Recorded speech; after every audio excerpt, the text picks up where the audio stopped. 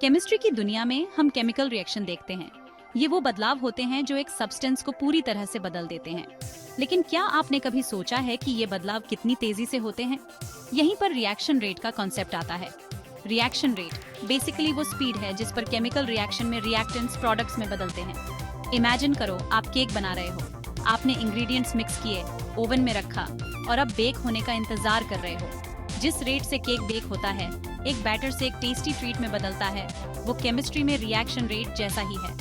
कुछ रिएक्शंस तेज होते हैं, जैसे माचिस की तीली का जलना, जबकि कुछ, जैसे लोहे में जंग लगना, स्लो होते हैं। रिएक्शन रेट्स को समझना बहुत से फील्ड्स में क्रूशल है। यह केमिस्ट्स को रिएक्शंस कंट्रोल करने, इंडस्ट्रियल प्रोसेसेस को बेहतर बनाने और हमारे शरीर में बायोलॉजिकल प्रोसेसेस को समझने में मदद करता है। आगे के सेक्शंस में हम रिएक्शन रेट्स के डिफरेंट एस्पेक्ट्स के बारे में और जानेंगे, एक्सप्लोर करेंगे कि हम उन्हें कैसे मेजर और इन्फ्लुएंस कर सकते हैं। अब जब हम समझ गए हैं कि रिएक्शन रेट क्या है, आइए इसे एक्सप्रेस करने के दो मेन तरीकों के बारे में जानें, एवरेज और instantaneous reaction rates. Average reaction rate किसी जर्नी पर कार की एवरेज स्पीड कैलकुलेट करने जैसा है। ये आपको एक स्पेसिफिक टाइम इंटरवल में रिएक्टेंट्स या प्रोडक्ट्स के कॉन्सेंट्रेशन में ओवरऑल चेंज बताता है। यह एक पीरियड की शुरुआत और अंत में रिएक्शन के स्नैपशॉट्स लेने और यह देखने जैसा है कि कितना चेंज हुआ है। दूसरी तरफ इंस्टेंटेनियस रिएक्शन रेट किसी पर्टिकुलर मोमेंट पर कार के स्पीडोमीटर को चेक करने जैसा है। यह रिएक्शन के दौरान किसी स्पेसिफिक इंस्टेंट पर रेट बताता है। यह ज्यादा प्रिसाइज मेजरमेंट है जो हमें बताता है कि रिएक्शन किसी पर्टिकुलर पॉइंट इन टाइम पर कितनी तेजी से हो रहा है। एक जलती हुई मोमबत्ती का एग्जाम्पल लेते हैं। एवरेज रेट हमें बताएगा कि 1 घंटे में कितना वैक्स बर्न हुआ है। इसके विपरीत इंस्टेंटेनियस रेट हमें बताएगा कि मोमबत्ती जलाने के 15 मिनट्स बाद किसी स्पेसिफिक मोमेंट पर मोम कितनी तेजी से जल रहा है। रिएक्शन रेट को इन्फ्लुएंस करने वाला एक की फैक्टर है रिएक्टेंट्स का कंसंट्रेशन। एक क्राउडेड कमरे को इमेजिन करो जो डांस करने वाले लोगों से भरा हुआ है। जितने ज्यादा लोग होंगे, उनके एक दूसरे से टकराने और डांस शुरू करने की संभावना उतनी ही ज्यादा होगी।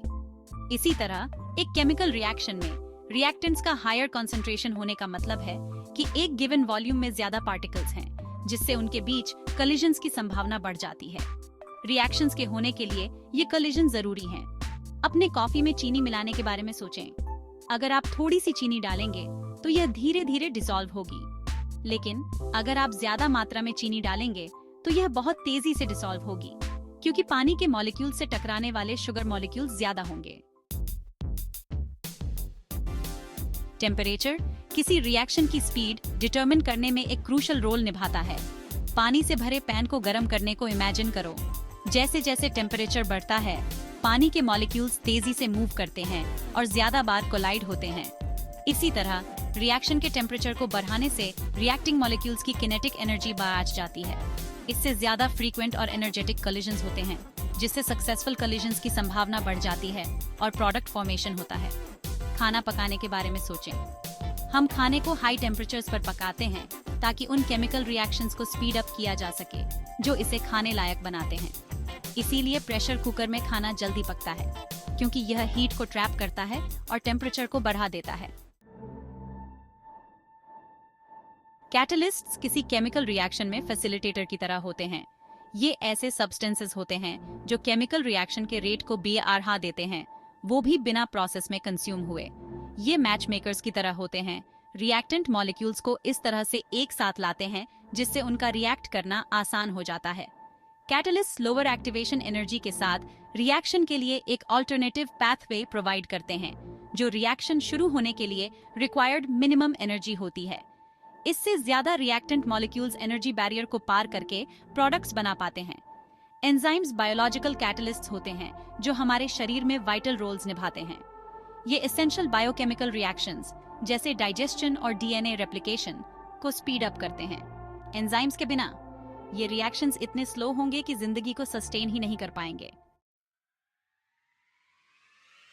रिएक्शन रेट, कंसंट्रेशन, टेम्परेचर और कैटलिस्ट के कॉन्सेप्ट्स के हमारे रोज के जीवन और विभिन्न इंडस्ट्रीज में बहुत ज्यादा एप्लीकेशंस हैं। फार्मास्यूटिकल इंडस्ट्री में ड्रग सिंथेसिस के लिए रिएक्शन रेट्स को कंट्रोल करना बहुत जरूरी है। फार्मास्यूटिकल कंपनीज कैटलिस्ट्स का यूज करती हैं और टेम्परेचर और प्रेशर को एडजस्ट करती हैं ताकि यह इंश्योर किया जा सके कि रिएक्शंस डिजायर्ड स्पीड पर हों और सही प्रोडक्ट्स बनाएं। फूड इंडस्ट्री प्रिजर्वेशन के लिए रिएक्शन रेट्स को कंट्रोल करने पर रिलाई करती है। पास्चराइजेशन जैसी प्रोसेसेस हानिकारक बैक्टीरिया को मारने के लिए हीट का यूज करती है, जिससे स्पॉइलेज स्लो हो जाता है और शेल्फ लाइफ भी आज जाती है। हमारे व्हीकल्स में लगे कैटालिटिक कन्वर्टर्स जहरीली गैसों को कम हानिकारक गैसों में कन्वर्ट करने की प्रक्रिया को स्पीड अप करके हार्मफुल इमिशंस को कम करते हैं। ये कुछ एग्जाम्पल्स हैं जो बताते हैं कि हमारे जीवन के विभिन्न पहलुओं में रिएक्शन रेट्स को समझना और उन्हें मैनिपुलेट करना कितना एसेंशियल है।